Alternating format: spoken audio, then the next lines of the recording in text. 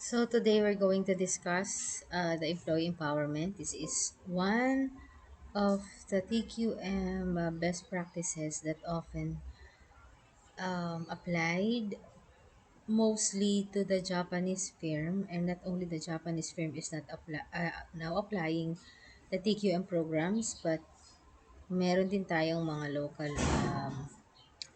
local companies who are applying that. And this is the second one in our TQM programs, and that is the employee empowerment.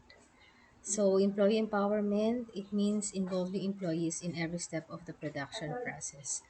So, every employees, ibig sabihin, from the top management to the rank and file, dapat ini-involve mo yung iyong employee because this is a process of how they are going to empower them.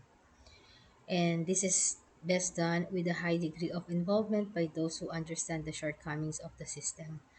Kasi if we are going to involve all the members, employees within the organization, they have to understand or they will understand what's going on within the organization. So if there's a shortcomings of or if there's a problems, it can be easily addressed and resolved. So kasi minsan hindi natin naiintindihan if we belong to the other department. So hindi natin naiintindihan kung saan nanggagaling yung problema. So if we're going to involve them, so we will understand kung saan nanggagaling yung problema, and it will easily resolve the challenges or the problem that we have in our company. So, lahat dito ay involved and they are responsibility in every operations and the production process. So, lahat. So, techniques, we have here the techniques for building employee empowerment.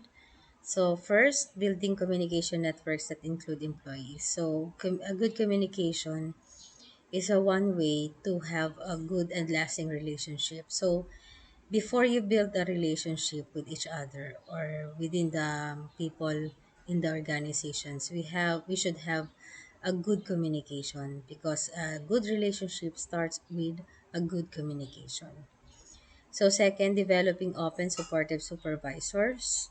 So sooner or later, you will become a managers. You will manage an organization. So as managers, you should have or you should take in mind that you should have a supportive supervisors because these supervisors are the one na nandudun sila sa operations within the organization. So if you have a supportive supervisors within your organization, so magiging open ang isang organization, and of course, magkakaroon kayo ng magandang communications, and it will have a good discussions of what's going on within the organizations, and it will limit or it will address easily the problems that might happen or happening.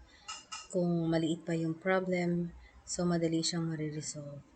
So, pero hindi ko sinasabi that the supervisor should be, what do you call this? It should have a boundaries pa rin because they are supervisors. They supervise people.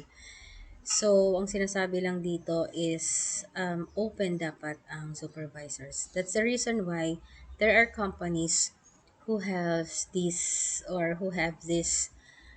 so-called coaching session. So, mas maganda kung may coaching sessions because dito na de-develop yung openness within the team, and then naiintindihan ng supervisors yung mga tao nila.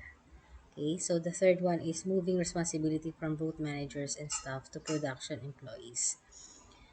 Some managers are actually making this what do you call technique sa isang organization, sa isang department, yung parang meron silang ginagawang OIC of the day, so that they uh, they will know what's going on, or they will have an idea on the day-to-day operations or transactions of the organization. So, kahit yung simpleng responsibility, even if you have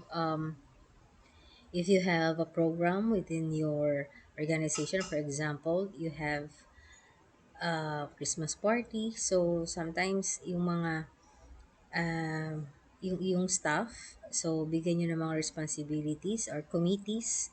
So, they will feel that they are important to the organization or to the company because if they feel that they are important, it will boost, of course, the morale of the people within the organizations. So, pag naintindihan nila na isinasama kanila sa isang programs o ginagawa kanilang committee, so they will feel their importance to the organization. Okay, and that's related with our number 4. It will build a high morale organization. Okay, and we have here creating such formal organization structures as teams and quality circles. So itong quality circles na to, these are the things that can be built to address a variety of issues. So ang tawag sila is quality circles. Often, uh, merong mga companies, iba't iba yung tawag sa quality circles nila. Meron tinatawag na quality assurance department or meron na tinatawag na um, um, uh, quality assurance, quality controller. So ito yung mga iba't ibang mga terms for the quality circles. And of course, this, so yun. Next, ano ba yung quality circle? So these are a group of employees who meet regular to solve work-related problems. So regular meetings. So sabi nga, they meet once a week or it depends upon the organization on how frequent they are going to meet to discuss and tackle issues within the organizations.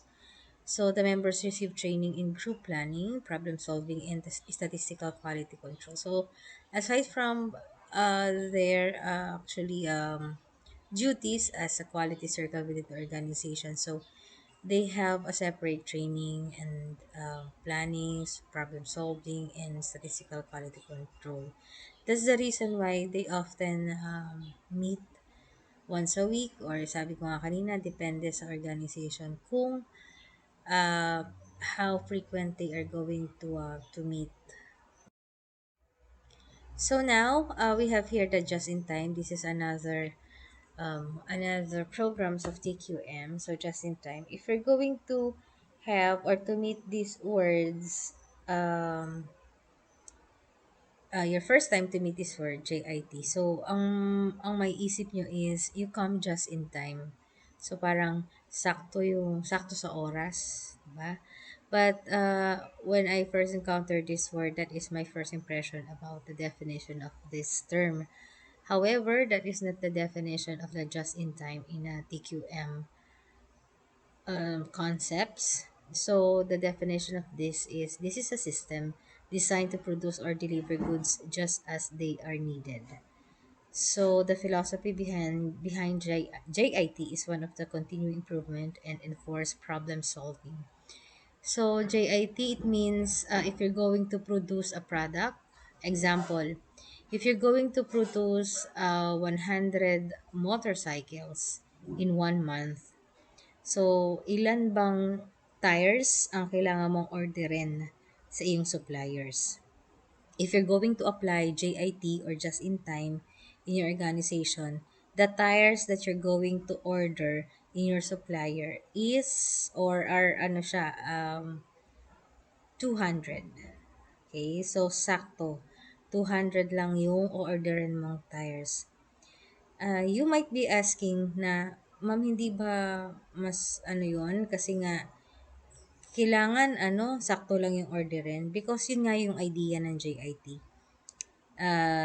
You have to produce or deliver goods just they are needed. So, ganun din sa iyong materials. So, yun lang yung kailangan mo orderin kasi yun lang yung kailangan mo kasi 100 motorcycles. So, 200 tires yung paano po pag nagkamali? Yun nga yung naging concept ng JIT. Kasi to eliminate errors and of course um, to prevent errors and defects in the production process. So JIT is related to quality in three ways. So JIT cuts the cost of quality. This occurs because scrap rework, inventory investment, and damage costs are directly related to inventory on hand. Because there is less inventory on hand with JIT, costs are lower.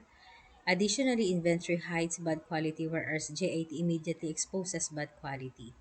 So, na-mention dito na kapag nag-order ka ng labis, nagiging inventory siya. 'Di ba sa accounting natin, inventory is a cost that is still an expense to the organization. Kasi pag hindi pa nako-convert ang inventory mo into cash, that will still um, cost pa rin siya, 'di ba, sa ating accounting. So, kaya we have to implement JIT, of course, to minimize the inventory within the organization as well as to minimize the cost.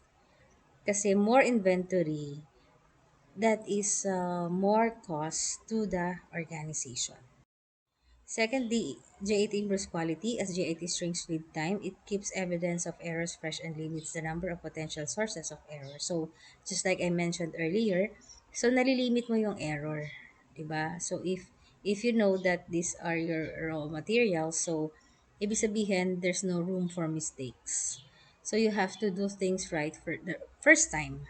So JIT creates in effect an early warning system for quality problems both within the firm and with vendors. So third, better quality means less inventory and a better, easier to employ JIT system. Often the purpose of keeping inventory is to protect against poor production performance resulting from unreliable quality. If consistent quality exists, JET allows firms to reduce all the costs associated with inventory. So, yan ay na-discuss ko na earlier that if you have more inventory, that is costly to the organizations because hanggat hindi mo nakakonvert into cash ang iyong inventory, that is an expense to your organization. So, better that you have a good inventory.